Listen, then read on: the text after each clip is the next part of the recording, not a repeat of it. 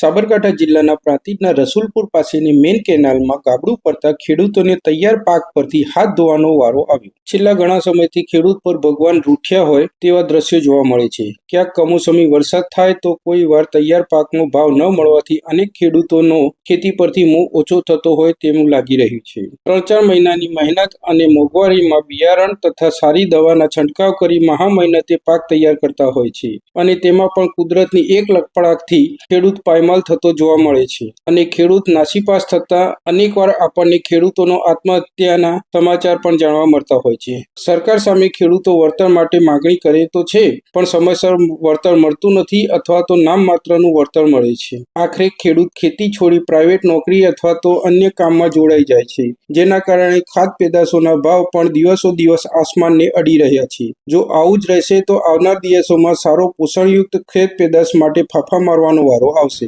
ખેડૂતોના તૈયાર પાક પર સાબરકાંઠા જિલ્લાના પ્રાંતિજ તાલુકાના રસુલપુર પાસેની હાથમતી કેનાલમાં ગાબડું પડતા 61 વીઘા જમીનનો પાક પર પાણી ફરી વળ્યું હતું। બટાકા અને મગફળીના પાકને ભારે નુકસાન થતા પટેલ કુણાલભાઈ સ્થાનિક ખેડૂતો સાથે પ્રાંતિજ પોલીસ મથકે દોડી આવ્યા હતા અને જાણવાજોગ લેખિત અરજી કરી વળતરની માંગ કરી હતી। જાણો શું છે સમગ્ર મુદ્દો।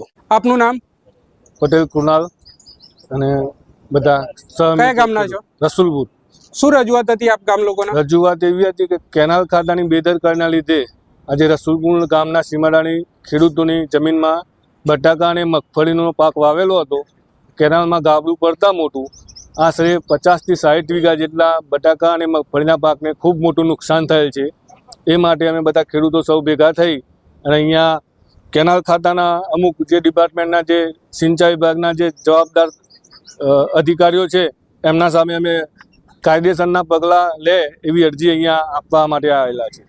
આપને જે ખેતીનું નુકસાન થયું એના પાછળ ખર્ચ અંદાજિત કેટલો કર્યો હશે? અંદાજિત આમના બટાકાના પાકમાં અમારે 1 વીઘામાં 70,000 જેટલો ખર્ચ થાય છે અને લગભગ બટાકાનો 20 દિવસની વાર છે, ખાલી નીકળવાના જ બાકી હતા। બધો ખર્ચો પૂર્ણ કરેલો છે અને 20 દિવસની અંદર જ આ કાઢવાના બાકી હતા અને આ પ્રોબ્લેમ થઈ ગયો છે, માટે બટાકાનો પાક નિષ્ફળ થયેલ છે।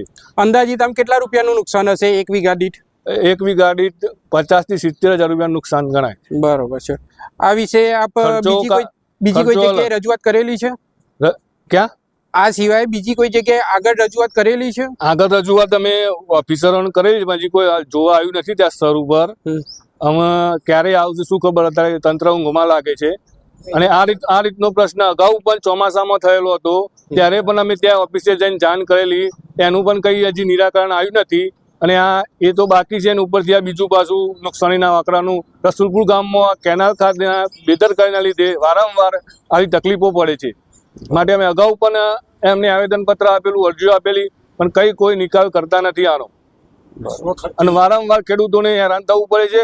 અગાઉ ચોમાસામાં પણ અમે ખેડૂતોએ બધા સ્વખર્ચે રિપેરિંગ કામ કરાયેલું, ગટરનું જે તળાવનું પાણીનો જે નિકાલ કરવાનો હતો તે ગામવાળાએ બધાએ સ્વખર્ચ પૈસા કાઢીને કરાયો હતો। બરોબર છે।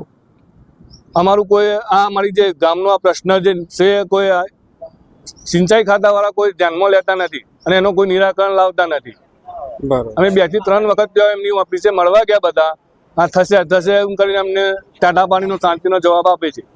માટે અમે આજે બધા ખેડૂતોએ નક્કી કર્યું કે આપણે આમ કાયદેસરની કાર્યવાહી આ લોકો સામે કરવી પડશે। જે બટાકાના પાકનું જે મોટું નુકસાન થયું છે એમને કાયદેસરનું વળતર મળે એની ખાસ જોગવાઈ કરવામાં આવે। કીધું જગ્યા તમારી બતાવો, તમારે જે જેની ખેતર હોય રીતે બતાવો।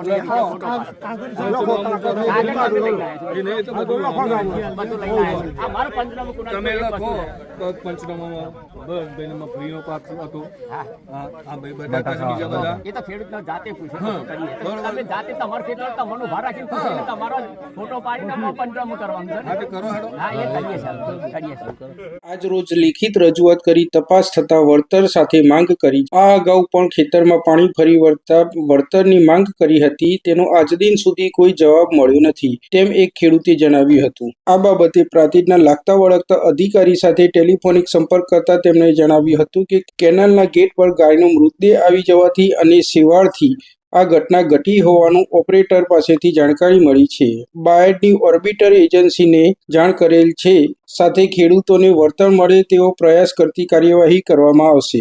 એજન્સીની ભૂલ જણાશે તો કડક પગલાં લેવામાં આવશે. સ્થાનિક ખેડૂતોએ એવું જણાવ્યું હતું કે કેનાલની સાફ સફાઈ વખતે જેસીબી મશીન માટે માટી ખસેડતા ધ્યાન દોરવામાં આવ્યું હતું, પણ ધ્યાને ન લેતા આખરે ખેડૂતોને રાતા પાણીએ રોવાનો વારો આવ્યો છે. હવે આગળ તપાસમાં શું બહાર આવે છે અને કોને કેટલું વળતર મળે છે તે જોવું રહ્યું. અમારી આ સ્ટોરી આપને કેવી લાગી તે કોમેન્ટ બોક્સમાં જરૂરથી જણાવશો. અમારી ચેનલને લાઇક, શેર અને સબસ્ક્રાઇબ કરશો. ગૌતમ મિસ્ત્રી, સ્વદેશ ક્રાંતિ.